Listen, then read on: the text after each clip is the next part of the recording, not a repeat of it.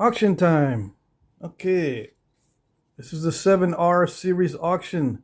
7R01 is a Scottsbluff style point made from Knife River flint. Yes, yes. The one and only Knife River flint. Little bit over 4 1/8 inches by 1 3/8. It is translucent. Ah, yes.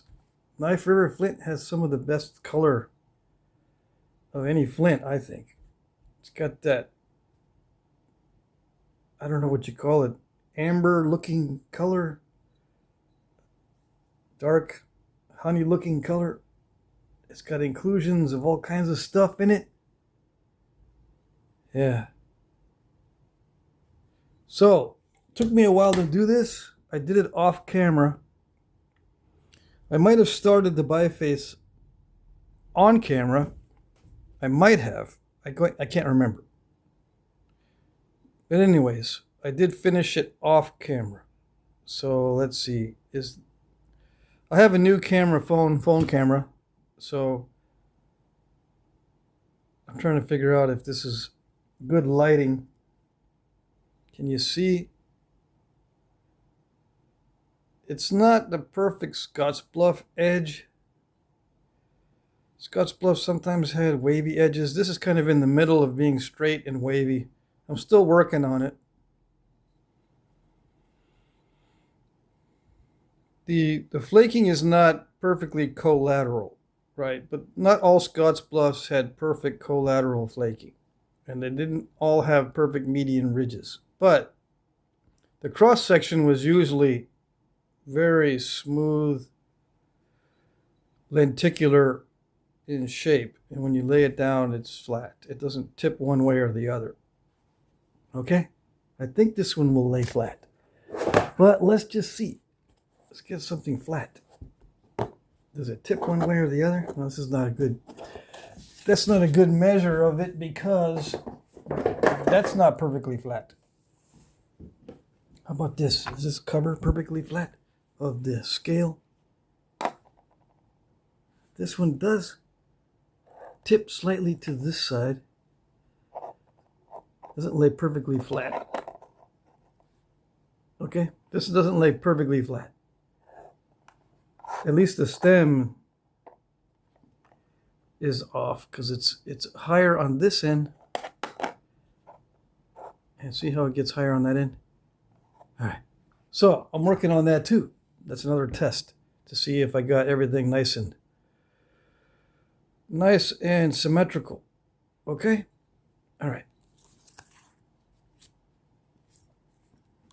7R02 is an Ishii style point made from glass, purplish type of glass, pink, purple, whatever.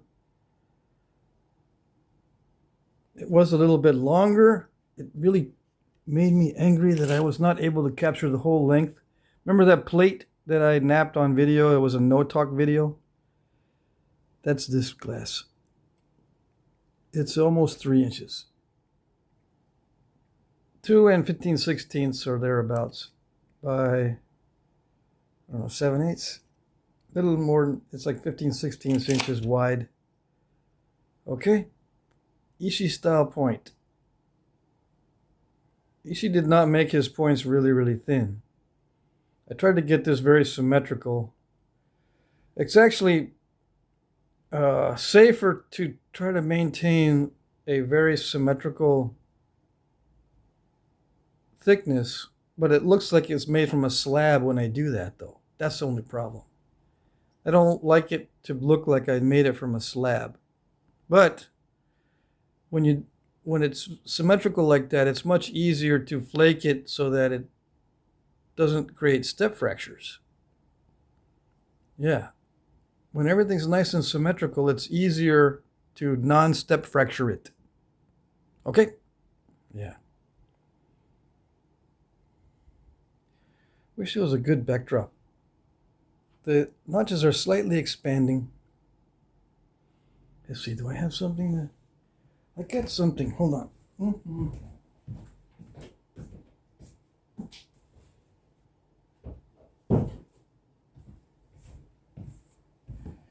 I normally don't interrupt the video like that, but I did put together something so that I could get a better backdrop for some of these points. Let's see if this actually works. I got various felt colors. What is this? Oh, it's a measuring device. Does it work or not? How about a lighter color actually works better? Let's see. Can you see the expanding notches? No? Yes? Anyway, they don't expand all that much, but I wanted to capture it. See, you can't see nothing there. All right. So I like making those Ishi points actually, so I'll be making more. Don't worry. I'll be doing a lot of glass. I got green glass, I've got iridescent glass, I've got brown glass, I've got all kinds of glass, and I'll be doing Ishi points just like this. All right. 7R03 is a obsidian point. I did that off camera, but I started it on camera as a little biface, testing out a package I got from one of my subscribers. Very generous subscriber sent me some free obsidian. Yeah. This is a little, I don't know what type of arrowhead, but it's an art piece, I think. Inch and 5/8, well, inch and 11/16. Okay, and it's transparent, but it's smoky obsidian, high grade stuff. Yeah, high grade smoky obsidian. I like it. Yeah, it's almost like a Gunther point, I suppose. 7R04 is a Diablo point style thing made of heat-treated Buffalo River chert.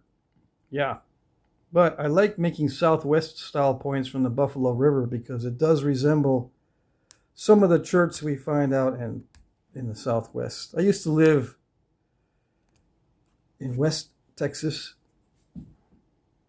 where sometimes you'll find cherts like this, but you know, around the Big Bend area, you might find cherts that look like this, and they were used throughout the area. The cherts were, and when you heat treat it, it gets darker, right? Anyway, Diablo style, and this wasn't at ladle dart point, but it also, I think, during the bow and arrow phase later, they also used these, but a smaller version for arrows. This one is 2 inches long, inch wide. I guess it could be used for an arrow, but if you look at the artifacts that are actual arrow points, they're much smaller than this. Yeah. So this would be an ladle dart point back in the day. I like the way the flake scars show up on this heat-treated Buffalo River. Yeah, okay. 7R05. Let me close the window here. The sun is starting to come in and mess with the lighting. Let me make it close the shades or the curtains or whatever. Yeah, that's better. Okay, so this 7R05, this one is Knife River Flint. Yes, yes. Okay, I started this on video on a live stream, this particular piece. And I finished it off camera. I just made a leaf-shaped blade and I sharpened it all the way around. But it's pick sharpened. All right, I just picked it sharp. I think, you know, if you've been watching the channel, you know what that means. All right, I just kind of sharpened it by picking at it after running the flakes and making sure to minimize the step fracturing. I just go back and I pick the edge and make it all symmetrical and all that. Okay.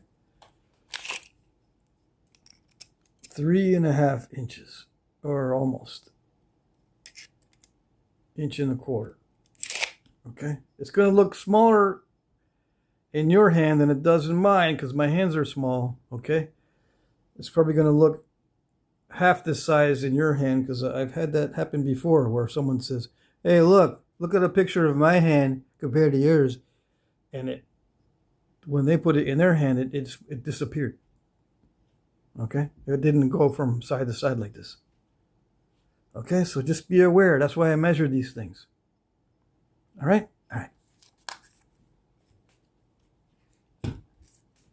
7R06. This is also heat-treated Buffalo River chert. It's just a basal notched arrowhead. I don't know what style it is. I just like this style. Yeah. It's an art point. And whenever it's not a specific style, I call it an art point. Although it can be a specific style, I suppose. It might match something in the archaeological record. But yeah, I really like the Buffalo River chert for just about any arrowhead because I like the way the flake scars show up. Yeah. It's sharpened all the way around. It's a arrow point. It's small, 1.5 inches or almost, compared to a dime, let's say. All right. Just for size comparison. All right. It's not on video. I did this one off camera. All right. 7R07 is another Scottsbluff style, this time out of dacite obsidian. Yeah. It's a buttery type of dacite that is high grade. So I said, I can try to make a Scottsbluff style. I still have to work on doing the predictable flint knapping or for the predictable flaking so I can do the collateral flaking thing. It does lay flat, okay? It's just not completely perfect as far as the flaking goes. But it is symmetrical. And it is on the thick side. A lot of these Scottsbluffs were on the thick side. Yeah. It makes it easier to run flakes if it has some meat in it. Right? Right. I made this measuring device a long time ago. I don't know if you can see the dimensions. That's a 3. Can you see the dimensions? I made this a while ago for photographs. I suppose I can start using it for the auctions. Anyway, I don't know if Scottsbluffs were made from dacite obsidian, but there you go. Did I measure the total length? I did on the other thing, but let's just get another measurement here. 3 3/16. Yeah, all right.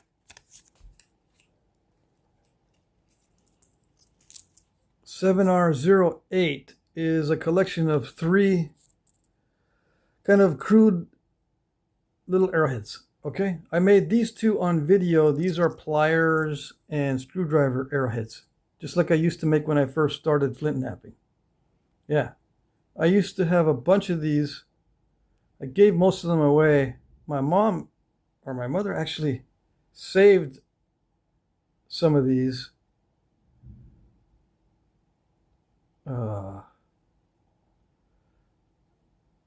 Yeah, I don't know if I think she might have asked my sister for those because I made a bunch of these at my sister's house from the landscape gravel, and I think my mom ended up with them. Anyway, those are the only ones that I have left, but I'm keeping those. These are the ones that I just made recently on video, but they look almost exactly like my first attempts at doing arrowheads. Okay, so compared to a dime size, that's how big they are. Okay. Now, this one I made this morning out of Oregon Jasper heat treat, a flake from a previous Jasper point that I made. And it still has some cortex on it. But it's crude because it's thick. and I did it really fast. So I like to sell these things in sets of 3, these little arrowheads. So I just made this other one. This one's not on video, these other 2 are. And this one I made with a copper pressure flaker. Yeah. Okay, all right. 7R09. This one is a Kerrville knife, or Kerrville biface, as they call it in Texas. It's a hand axe, basically. I modified it slightly. I did most of it on video, right? Okay, from the video, I modified it slightly. I rounded this part here, and then I took off a couple big flakes. And then I ended up scooping it by mistake because I was going to take off one more flake, and oops. Anyway, I made it more symmetrical than it was before. I think I might have done this one on a live stream, Friday night or something. Yeah, I did most of this on the live stream. I believe it was that last one on Friday. I was very happy to get that flake across there because that made it more symmetrical. All right, anyway, it's called a Kerrville knife, or Kerrville biface. I don't know what it was used for back in the day, but these are interesting. So this is, I offer this by itself. Let's see, this one is 4 3/4 inches long, or thereabouts, maybe a little bit less, maybe 4.5. Let me try to get an accurate measurement.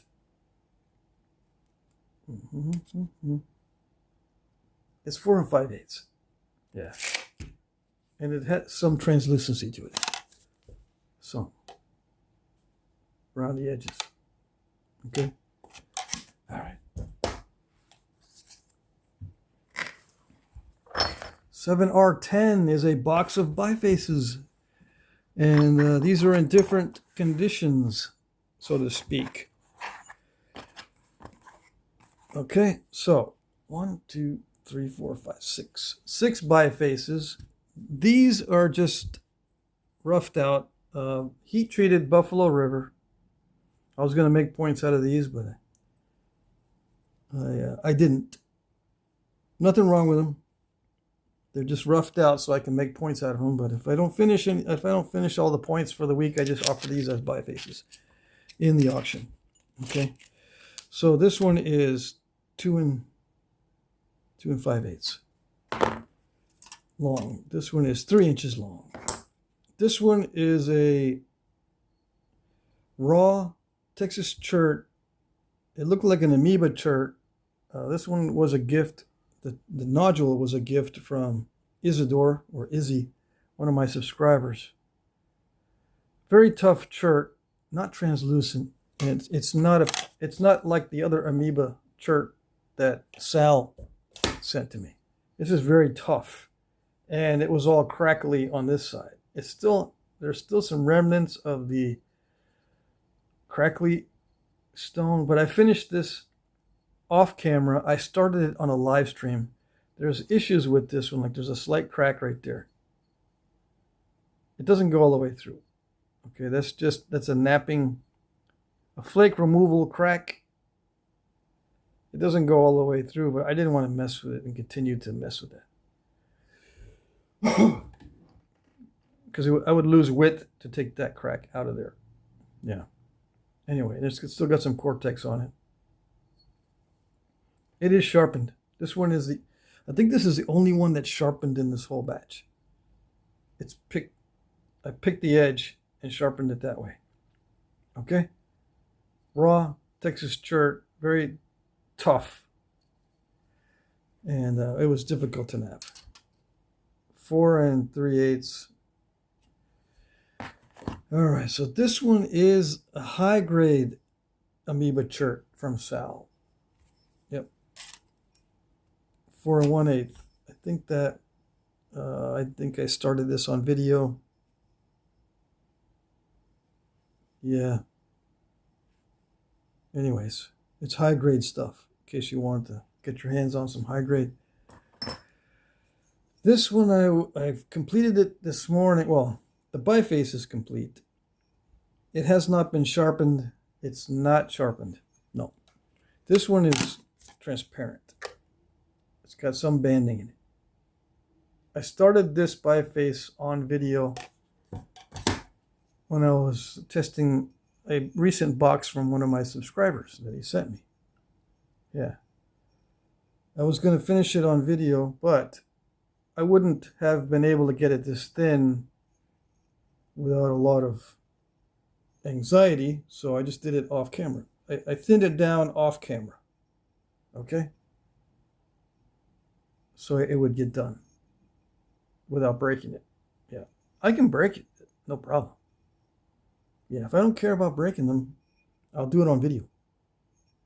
But I did not want to break this one. So yeah, it's not sharpened like I said. It still has dull spots from the abrader. Okay, see how it's abraded? Yeah. I would have made just a leaf-shaped blade out of it if I was to finish it out. Okay. Did I measure it? It's almost 5 3/4. 5 11/16. Okay. This one I did on video, and I was gonna finish it out with a pass of sharpening flakes on all sides, but I didn't. I just left it in the abraded state from the video. Yeah, this is all on video. And I put it in the box of bifaces because it's not finished. It's abraded all the way around. It's not sharp at all. Yeah, and I don't think it's translucent. It's just that buttery dacite, glossy buttery dacite obsidian. Yeah, very glossy, and it's high grade stuff. It does get crackly, and I was having some issues with it. But once I got used to it, it was okay. And I was able to thin that down. Alrighty. 4 5/8, a little bit more. Okay. All right.